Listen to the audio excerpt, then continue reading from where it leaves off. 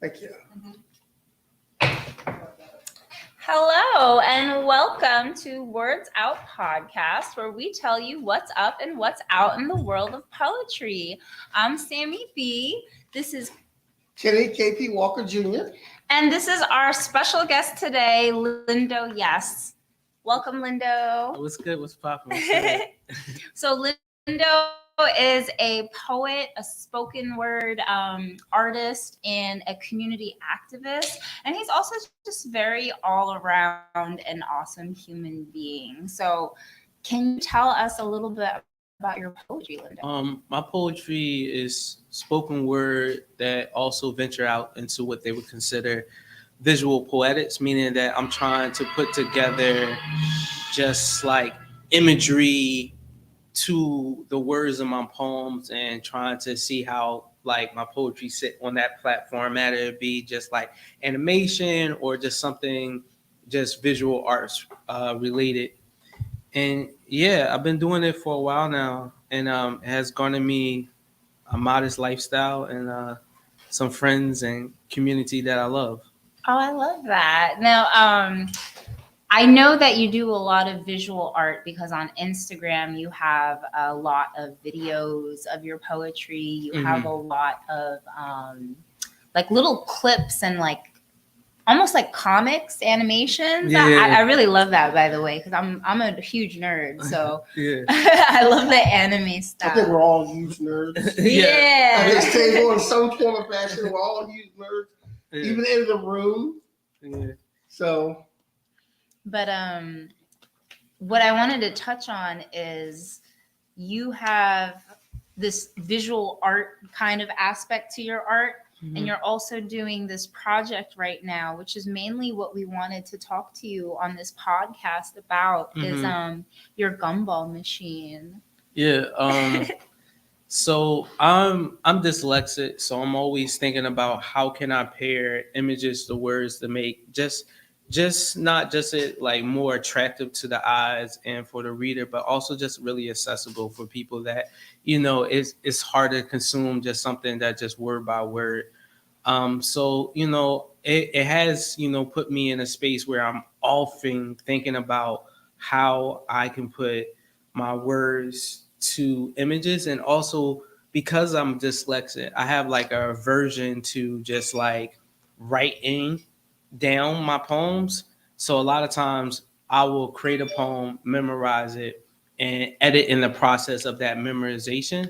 So a lot of times when I am, performing my poetry, I'm really thinking about what is I'm seeing in my head more than what the words are on the that are written out or anything of that nature. So, with me thinking about that, a lot of my poetry deals with just like mental health and Black existence and, lately grief. So, with that happening, I read this article talking about the mental health line 9888. And I was like, yo, this is really dope. Because I've been in and out of therapy for like the last 6 years because of just like, insurance or just finding the right therapist and stuff like that. And I wanted people to have the same experience as I did because, like, so much about therapy is a luxury because there is going through insurance, there is trying to figure out the right therapist, there is trying to find time to actually sit down with a person. Facts.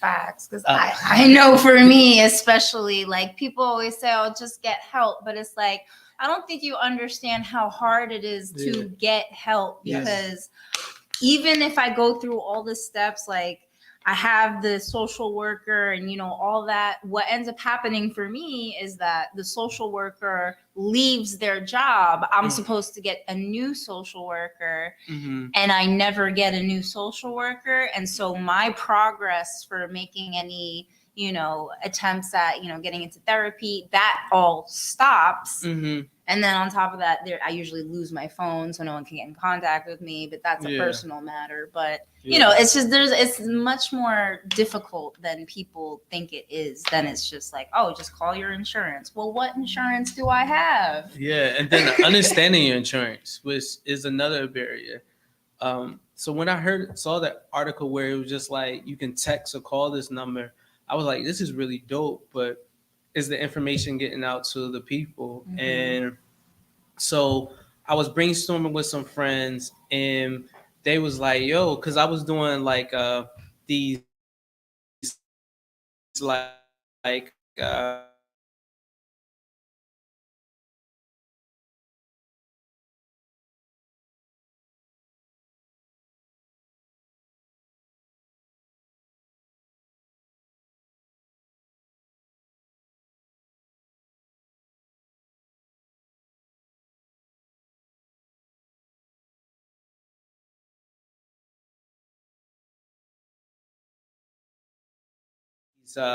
wearable art into capsules for a gumball machine, but I'm going to put this information in a short poem into the gumball machines, and that just kind of like blossom into machines across Philadelphia and one in South Jersey. Hold on a second. I have a Yeah. slight problem here. I don't know what's going on.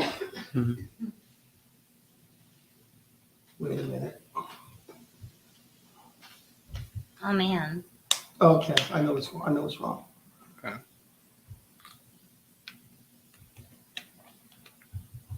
Slight technical difficulties. There it is. Okay. Okay, we're back. We're good. All right. Should we start? I don't know where that like ended or. No. It was, the sound was still going. Those Okay. just people who couldn't see This it. is a video, wasn't Got right? it. So Got yeah, it. we're still here. We're talking to Lindo right now, and we are talking a lot about poetry and mental health. Mental health is a very important thing that needs to be talked about. That isn't, especially in the Black community, is not talked about enough. Mhm. What made you? Tell me about the gumball machines. What inspired that? Well, I wanted to do something that was sustainable and durable. So, like, what I was finding with the gumball machines is it could just like be in a space. It didn't need electricity and stuff like that. So, therefore, it could be like a public facing thing, Mhm. without it being, have to be in an outlet and stuff like that. So, I could put it in all these public spaces. Initially, the goal was to put it into community gardens.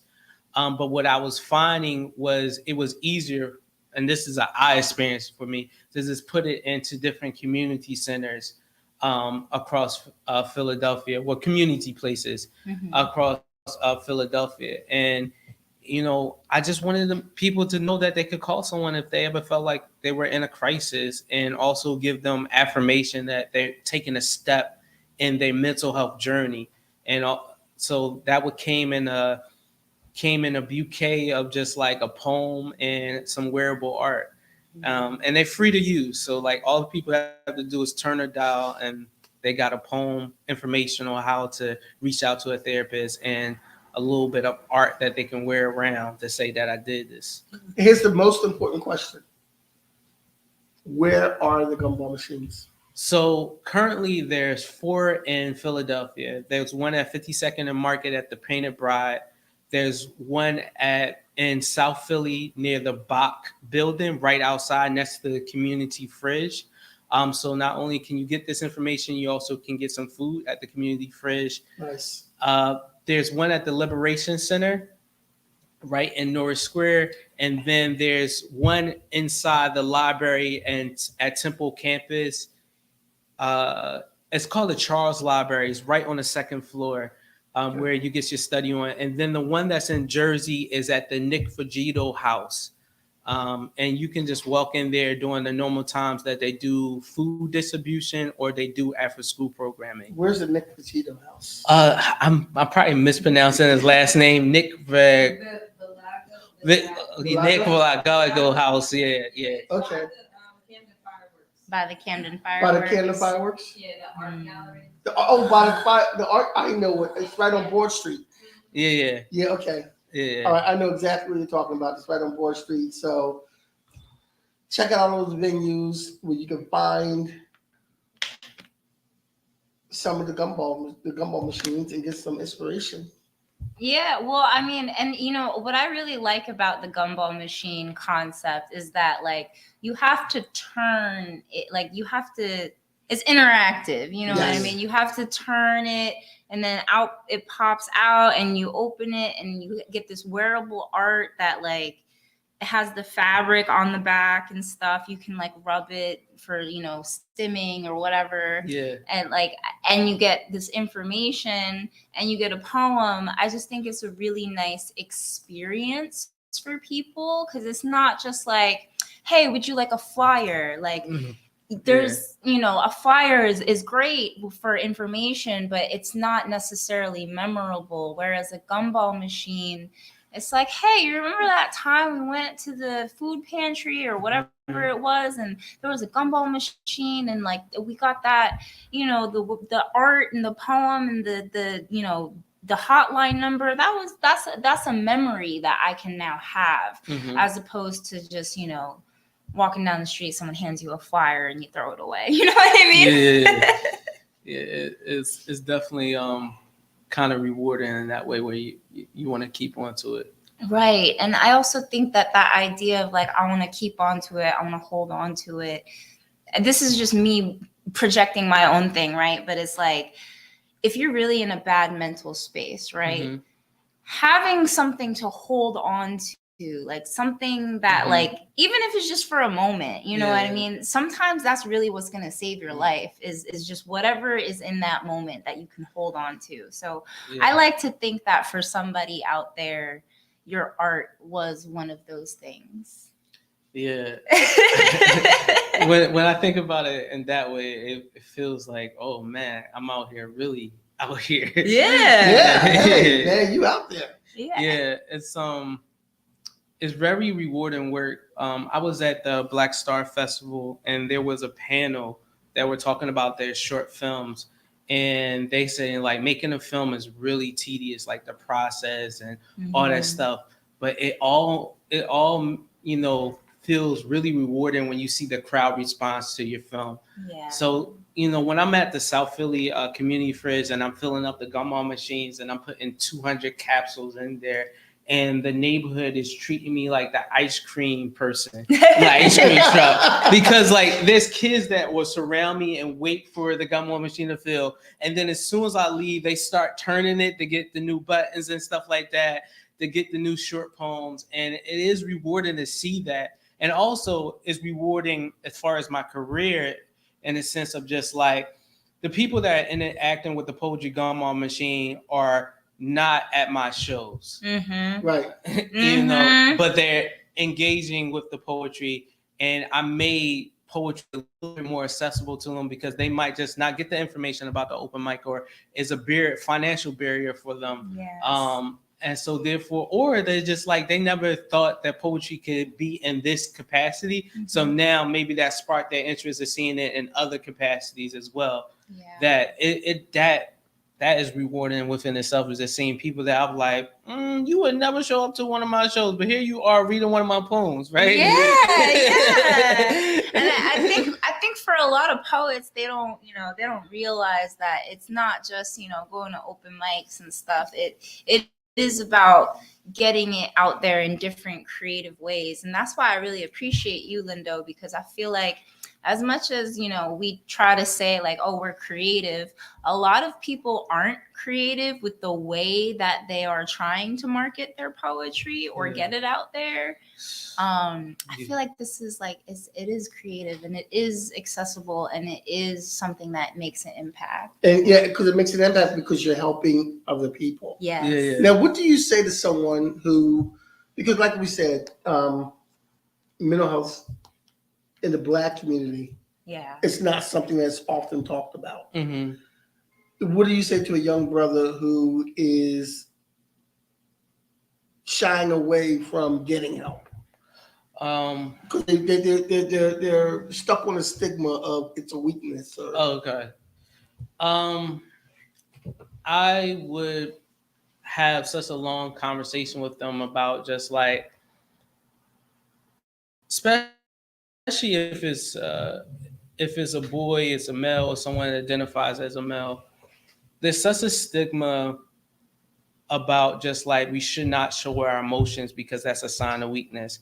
And I think a lot of times as Black men, we have to get through that before we even talk about our feelings. That is not a Right. weakness to even talk about it. Yeah. Right. Exactly. Because a lot of times we are conditioned or we are rewarded sometimes by only showing two emotions, aggression or no emotion. Mhm. And we're supposed to either look empathetic or angry. And once we get past that, then we're able to say, okay, it was rewarding, it was comforting, I got something out of talking. And then, we can start having a dialogue of what it means to talk about our feelings in a professional setting. And then that's a whole conversation itself, because like the healthcare system doesn't make that easier. Like understanding your insurance, and then No, not at all. after you understand your insurance, finding a therapist that's accessible, meaning works with your schedule or work with your needs. Like I need to do voice calling or I need to be in person. And then after that, once you get to that part where like it works with my schedule, it's like now you have to start treating your therapist like a date of just like, is this person really functioning in a way of just like having these conversations and guiding me through these conversations in a way that I feel as though it's healthy. Right. And that's hard to answer, but it is like experience where sometimes when I'm in a therapy session, well, not sometimes, most of the times I'm in a therapy session, I feel like there's so much weight on me that I'm now being aware of. And I don't like that feeling all the time because it feels so heavy when I get out of therapy. But then when I realized it's like, I was always carrying this weight, I wasn't aware of it. Now that I become aware of it, I can be intentional about how it's lifted in the rest of the experience in my life versus just like it was a burden before. Now it becomes a lift. Yeah. And I always want to touch on something that you said about like making sure your therapist is like, you said it was like going on a date. Yeah. I feel like that's something a lot of people don't think about is like, maybe you get a small percentage of therapists that like work with your schedule, works with your insurance, but then it's like, if you're a Black woman, how many of those therapists are also Black women? If you're an Asian man, how many of those therapists are also Asian men? Like, especially in America, because we are such a melting pot generation of like all sorts of different cultures, it's now no longer enough to just have any therapist. It needs to be a therapist who at least has an awareness of your culture, of where you came from, in order to put things in the proper context for you, because there are different aspects of people's culture that will affect the way they filter through the world. That part. Yeah. That part. You go ahead. I am going to make it a mission here. I've seen a therapist before. I've had a therapist at one point, and I want to go see another therapist because that was a while. It was a couple of years ago, and I've been through some things that have been kind of traumatic, and I want to see another therapist. However, and this is my stigma that I shouldn't have, and maybe you could talk me around this. I feel like that if I hire a therapist, I feel like I'm paying somebody to talk to me because I have no friends. I'm going to make a weird. I'm going to make a weird like simulation of this. To me, paying a therapist is almost like paying a prostitute to get sex because you don't have anybody to have sex with. Well, I'm paying a therapist because nobody wants to listen to my bullshit. Well, and can I answer this? I'm sorry. Yeah, go ahead. I feel like a therapist is someone who makes an action plan with you in order to work through your problems. Whereas a friend will just listen to your problems and maybe give you advice, but he or she is not really qualified. Whereas a therapist can sit and make a plan with you. Like they will give you homework. They will give you tasks to do. And I feel like if you're not getting that from your therapist, then you need a better therapist. But that's just what I think. Okay. And then also you have to realize just like there's like you just in the same way you have certain friends you talk about certain stuff with. There's just like it's one friend I can talk all day with anime about, but I can't go to that other friend and talk about anime about. But that doesn't make them less my friend or less someone I can talk to. Mhm. So when I go into therapy, I realize that there's things I can unpack with you that I can't with others because you're guiding me in a way because of 6 to 8 years of trying to understand that topic. So like just like in the doctor field where you have just like a physician that can cover all things, but then after a while that physician would be like, all right, I need to send you to a specialist. Therapists operate in the same way where it's just like if you are going through a heartbreak, there's a relationship therapist for you that spent so much time and years experience of understanding relationships in so many different ways. And it's not just about their live experience, but it's also about their learning experience around that. And we don't always get that from friendship, where it's just like sometimes you're talking to your friends and they're talking about their live experience, but they're not always talking about their learned experience around the topic. Okay. So that can also put you in a different form of just like alienation because you just like, I have this experience that you can't talk to me about because you never have it. And you're saying that also it doesn't exist because you never experienced it. And it just makes me feel alienated from you versus when you go into a therapist, it's just like, all right, hey, you're bringing something to me and I have learned about it. And these are the things I have learned about it from you. So therefore it helps you guide yourself into a community where sometimes I talk to my therapist and I'll bring up something to them they're not as familiar with, and they're identifying a community for me to talk about with it. And then they're coming back to me with things they have learned about it because of their own kind of just like peer review of stuff. And that's really comforting in a way that I don't always get from friends because I'm not going to ask my friends to educate you on something that I'm going through. Right. Right. Now, That makes a lot of sense, honestly. that makes a lot of sense. That makes a lot of sense. And now I'm gonna go through my IEP and call that therapist. And you know, sometimes calling a therapist, like you may have to call a couple therapists. Yeah, I'm kind of, I need to. The last one I had, she was nice, but she was older white woman. Like, what does she want to know about a young Yeah. Like, it really is like dating. Like you have to like have an initial period where you're just feeling each other Well, out. as we talked about before, I'm not even good at dating, so this is not. Oh, Kenny. Yeah. This is not. So what we want to do now is, Linda, if you don't mind, Sammy and I are going to walk away. Okay. We're going to give you the stage to maybe do a little poetry. Okay, cool. Would you like to do that? Yes. All right. Cool. Ladies and gentlemen, Lindo. Thank you. I'm gonna do this poem called Flowers.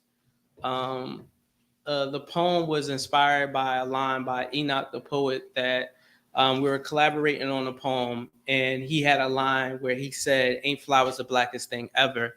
And that line has sat with me for almost like 6 to 8 months, maybe even a year. And I use that line in this poem to just really talk about the resiliency that Black people specifically have about making sure that they are not just the rose that grew from the concrete, meaning that they're dealing with harsh conditions and still living through it and prospering and becoming this beautiful thing, but they're recognizing themselves as the acorn that knows is going to be the oak tree and just moving all the harsh conditions out their way to be that oak tree. Ain't flowers the blackest thing ever? How they put dirt on us and we still grow. Drown us in water and we survive, planet and everything that keeps us grounded. They be shooting solar rays at us, hoping that we wither, not knowing our melanin be photosynthesis, the sun be our best friend. Ain't flowers the blackest thing ever? How they put dirt on us and we still grow. Drown us in water and we survive, planet and everything that keeps us grounded. They be shooting solar rays at us, hoping that we wither, not knowing our melanin be photosynthesis, the sun be our best friend. Ain't flowers the blackest thing ever? Yeah. Thank you. Give us another one. Give you Give us another one, man. Come on. Yes. You can't just, just walk away. So I want to say this in relation to our conversation about therapy. Therapy is not a substitute to the great conversations you're having with your friends, but it's just an addition to it. So I want to say that because I don't want that to get lost in the sauce. I'm saying like you can't come to your friends with problems. I'm just saying, and come to a therapist. So this poem right here is a response to a therapist I had about maybe 3 or 4 years ago. And my therapist, she has said to me, is just like a lot of the things you're telling me about and a lot of your poetry comes out of like struggle or you fighting for something. What does it mean for you to have everything that you want and need and not ask for it? And when she said that to me, I had never thought about what I needed. And I sat with that question for like maybe almost a year. And I created this poem in response. It's called Tough Love.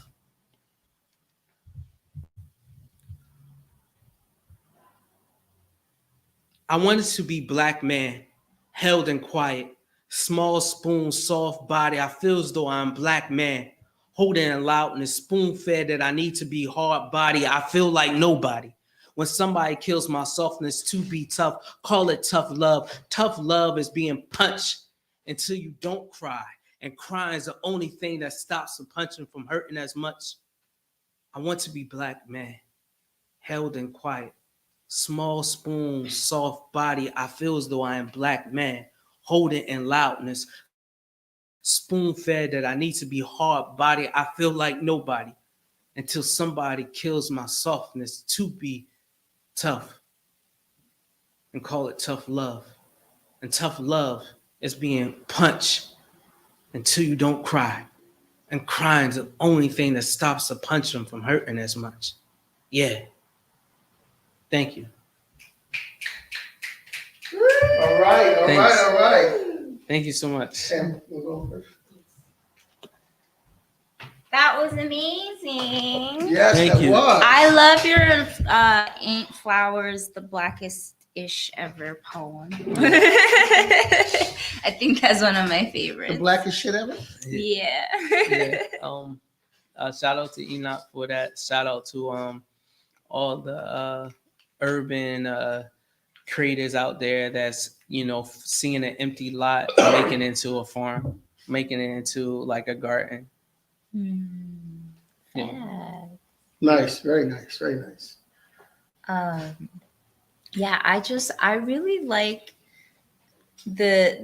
so I'm not black, obviously. I do have some melanin in my skin and my hair, but it's not enough to qualify me as black, so it's okay. But I really relate to the ideas that are in a lot of your poetry.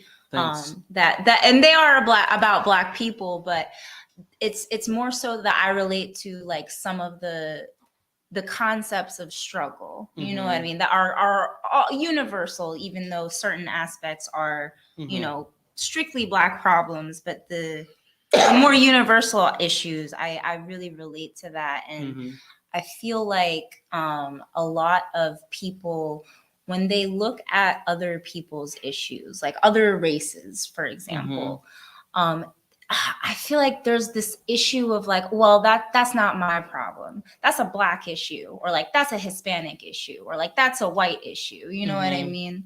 So I guess I would just like people to, when they listen to poetry and they hear a poem about, a black issue or a white issue or whatever, to understand that this is something that people are trying to share with you about their experience. It's not something that they're trying to exclude you out of necessarily, but I feel like that white fragility of like, well, this is only for black people. Do you know what I'm trying to get at? Yeah. Like, No, you get that. You get that. And even I get the whole like, why do you always write about the revolution? Why do you always have to, I actually had a friend who won't talk to me because I wear Black Lives Matter shirts.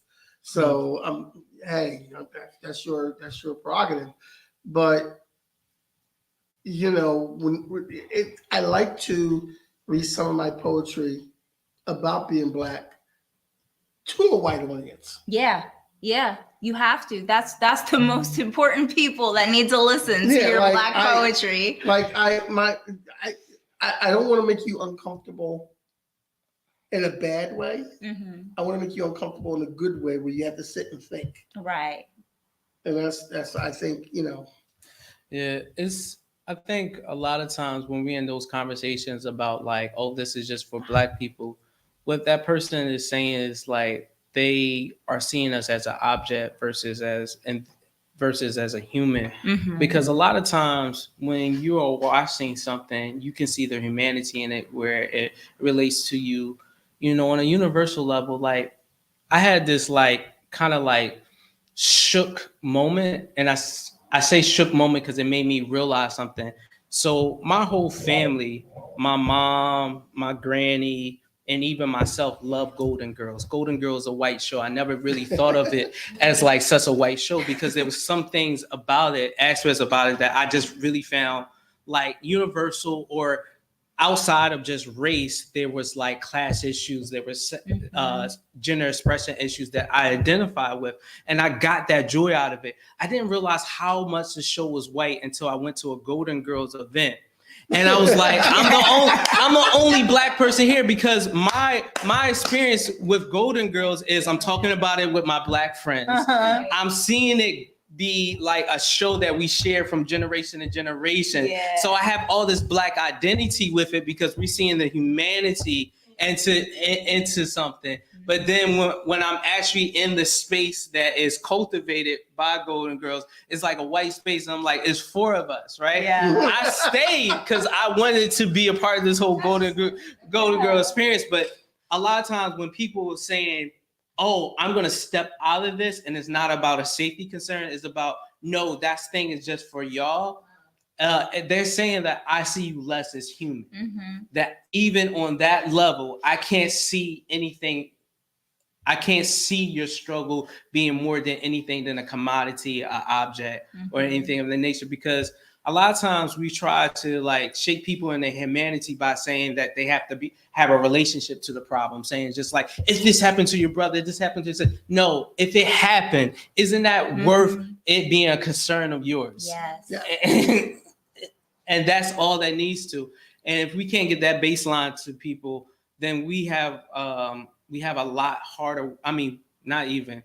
We have a lot harder work ahead of us as far as just like making these spaces better for ourselves. So that's always like a hard thing for me to grab to, like not grab to, but just like be shook into. Just like when I'm in front of a white audience, am I doing something as a poet to shake them in their humanity? Or are they just going to hear all these Black poems and just enjoy it like any other of their poems? Or do I feel like sometimes I'm tap dancing? Because sometimes I feel like when some people book me for an event, it's to be for the diversity account. Mm-hmm. And then I'm like, I'm just going to do a few poems and get this check and call it reparations. I'm not giving more than what it is, because then when I recognize it for what it is, I'm just going to treat it for what it is, and then try to be on the exploitation of it in the other direction, the direction that lends a little bit more to me. So I always have to navigate those decisions in a way of just like, how can I read this room and see why you're here? Right. And I feel like that also kind of ties into like your mental health too. Like like having to even think about that. Like, is this a reparations check or is this, you know what I mean? Yeah, it's very like when we get into just like the kind of just like payment system of poetry. Mm-hmm. And I was kind of having this conversation a week ago where, I'm privileged enough compared to some spoken word poets that I started my career with where, I'm paying my mortgage. I'm paying $1,000 a month. I have a cost of living that is of $2,200 a month. That is a modest living. And I'm able to do that off of poetry. But I'm not doing that off of just like performing my poetry. A lot of times what I've been doing lately is doing art installations, creating content for people, consulting people on poetry project, teaching poetry. And I always have to make a decision of just like when somebody's handing me a contract and they saying, Lindo, we want you to be you and work on this project. What do they mean? Do they mean that as authentically as I am, or do they mean that as in like, hey, I want you to work within this system and hopefully you become more like this system. And so like I'm always like trying to really ask like really investigative questions of just like who's in this room, you know, because like a lot of times when I can look at the room and see people that are not here and haven't been here for a minute, I'm like, okay, I get it. And then other times I'm seeing it and it's just like, oh, y'all just like not aware of how many things that y'all are just bad practices to y'all. And I'm gonna give y'all some grace with that, but I gotta point these issues out. So it's really hard for me to like make those distinctions all the time. Sometimes I'm wrong about it. A good amount of times when I'm signing on, I'm right about it. I try to recognize that sometimes my work is not changing an institution because like I can't be burdened with that alone. Sometimes my activism is just like right at home where it's just like, yo, because I got this check, I can lend my cousin $100 and not worried about it. And that makes him make a better choice about what he wants to do in life than anything else. Or sometimes I'm doing something and I'm like, all right, I'll take on this black tax where I take on some of the scrutiny of this space for a minute. And so other people can come in and not worry so much about that black tax when they get in. So, you know, and then other spaces, I'm like, I don't even have to worry about that. That work already been done and I'm just here doing my art. Right. So it's really hard, but it is something that I'm constantly become aware of because of therapy. I'm constantly coming aware of just like reading stuff. Like, I mean, I read All About Love by Bell Hooks and it been making me rethink a lot of shit. Can I curse? Yeah. Okay, cool. Yeah. I've already cursed a few times. Yeah, but I was like, you writing the checks. I ain't writing the check. You know, the FCC finds you like, I got it.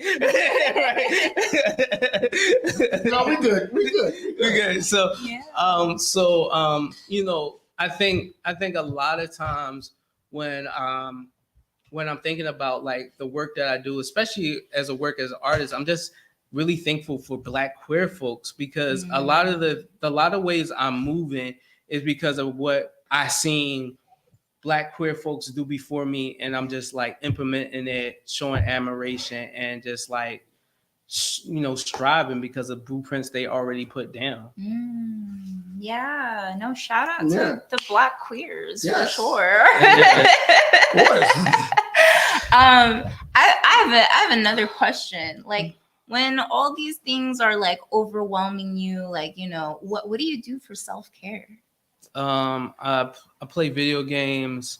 I'm often, because I have social anxiety and something that I've been talking to my therapist a lot about, I always have to, regulate between what is actual fear, meaning like I had this experience versus like a projected fear of just like, I think this is going to be the worst case scenario. Because of my social anxiety, sometimes I can feel a gust of wind and get prepared for the tornado. But there's other times where I have felt a gust of wind and I have seen it blow my umbrella away. And that has been recurring. So I'm always trying to assess like what could be the most probable thing happening that I am need to really take care of myself versus just like I am just actually putting a lot on myself and these things I don't actually have to handle and I can relieve myself of that stress. So recently I was in a really long negotiation with a college. The negotiation started in January, and immediately I was like, all right, I'm going to have to go to all these meetings. I had to talk to all these people. I have to do these things. And then I was like, I'm not going to really have time to do all these other projects. And then I realized, I was like, but none of those things were asked of me. Nobody asked me to go to another meeting. Nobody asked me to really read all the fine print. My friend said, she's going to read over it for me, give me a synopsis of what it says, and then I'll have another person read over it, and then I'm going to be Gucci. I don't have to attend all the meetings. So what I was stressed about was a projected fear because I'm so used to having to be at all the parts of my career, but people got me, and then I got people that got them. Yeah. so I knew in that moment that I could rest more than I actually thought. And it ended up in the result I wanted. I just recently got the contract, and the dollar amounts look right, and Nice. and the intellectual properties look right. I'm trying to understand all these languages as I get into the world of. Yes, it's very difficult. Oh my God. Very trying. Yes, because like this one contract is an advertisement contract. So part of it is just like, how are they going to reuse my image?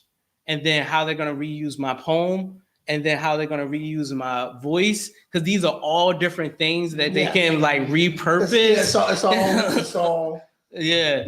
So you know what? It's kind of like, because you're a nerd like I am, it's kind of like Marvel being able to do a live action Spider-Man, not being able to do a live action Spider-Man because it's Sony, but they could do a live action, they could do a cartoon Spider-Man. They own that right. Yeah. And they can do the comic book, but they can't do the live action because it's Sony. So it's the same thing. Like you do this, but you can't do this. You have the rights to this, but you don't have the rights to that. So yeah. So before we wrap up, I want you to let everybody know where they can find you. Before we wrap up, I just want to tell you about some projects that come out. So okay, sure. Yeah. So as y'all heard, that I'm a nerd like everybody in this room. And for the last maybe 2 years, I've been working on a comic book called Pawn Shop. It's based on all my poetry. It's going to release sometime in December in a year. So December 2024. Okay. So I know that's a long way away. These things take time, man. Yeah. Things take time, but I'm so excited because that's all I'm going to be talking about for the next year. Right? So this is the first time I'm talking about it. So mark it on your. You heard it here first. Yeah. On Words Out Podcast. Yeah. So it's a graphic novel, 64 pages. Is a fantasy sci-fi political fiction about regulation of emotions and therapy, and it tells it in a way that I think you all will enjoy, even if you're not a comic book fan. But even to the non-comic book fans, you're going to find your access. And if you're interested in keeping up with me in that journey to the graphic novel Pawn Shop, Instagram is the best place to do so. My Instagram is LindoYes, LINDOYES. I post selfies, updates on projects that I'm working on, and visual poetics, meaning like short animation and imagery that goes well with my poems. And what other projects do you have coming up? Well, I signed an NDA. I can't speak on them. But you signed an NDA and everything. Okay. Yeah. I can hit at them. So there's going to be more Poetry Gumball Machines.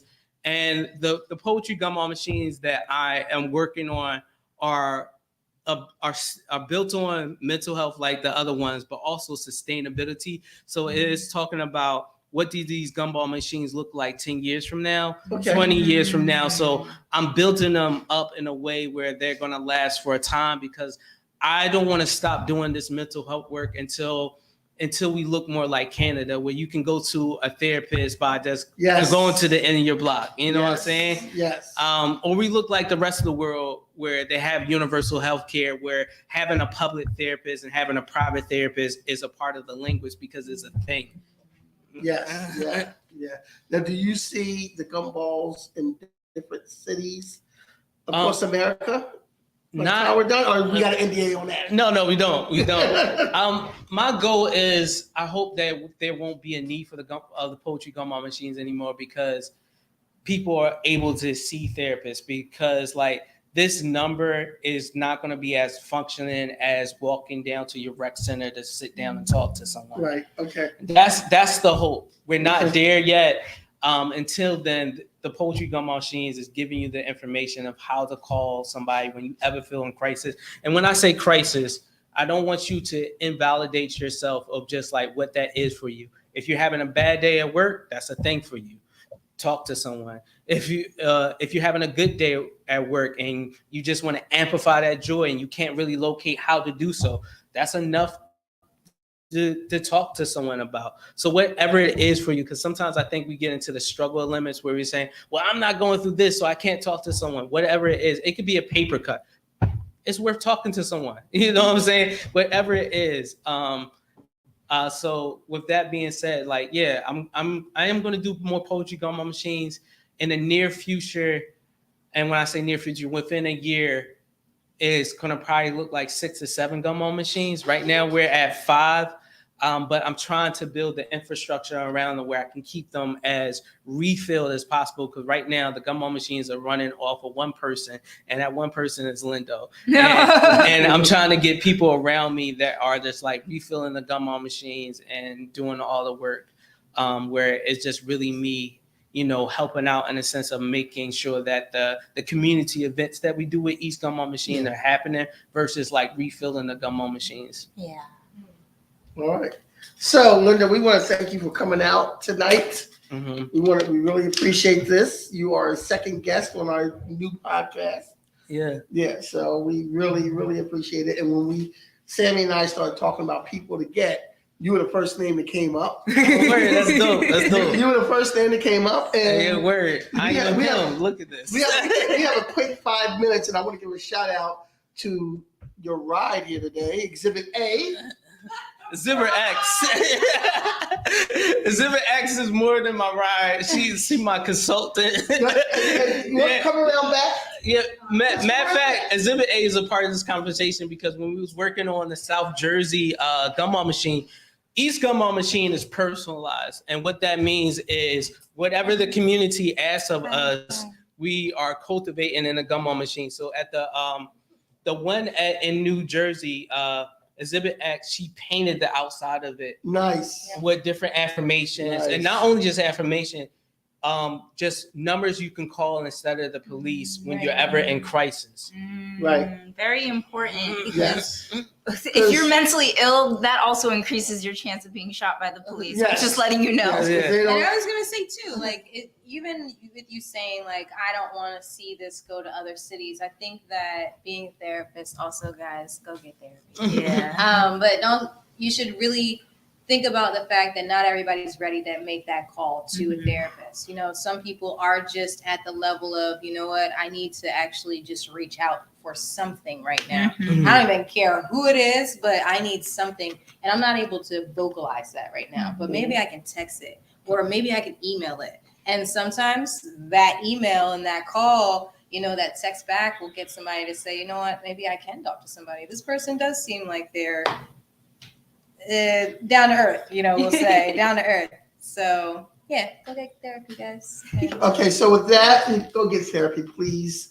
You know where to catch Lindo. You got his Instagram. We will put this in our comments. We'll put it on our page.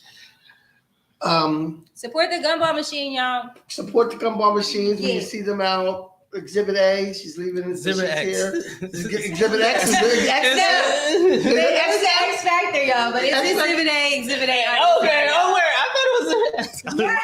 I'm all correcting you. I'm wrong. I'm wrong. See, look, I'm wrong. It's Exhibit A, Exhibit A, Exhibit A. I'm being You're for recorded. years, That's what that is. Okay, So- it's fine. We are filming from the Lair in Oakland, New Jersey. Yes. This is going to be on the radio at where was it? You got Next Radio 101.5 radio. You got Next. It's going to be on Tuesdays starting next week. And check us out there. We are at the Lair Gallery, 916 White Horse Pike. Please come support art. As you see, there's art behind us. The Lair Gallery is an art gallery. It's a very nice art gallery where you can rent it for venues. Matter of fact, next Thursday, I'm going to be doing an open mic here. So, it's a good time here. So on behalf of Sammy B, Lindo, Kenny What's up? KP Walker Jr., Thanks, Barry. God bless your soul and keep living peace. Bye. Bye.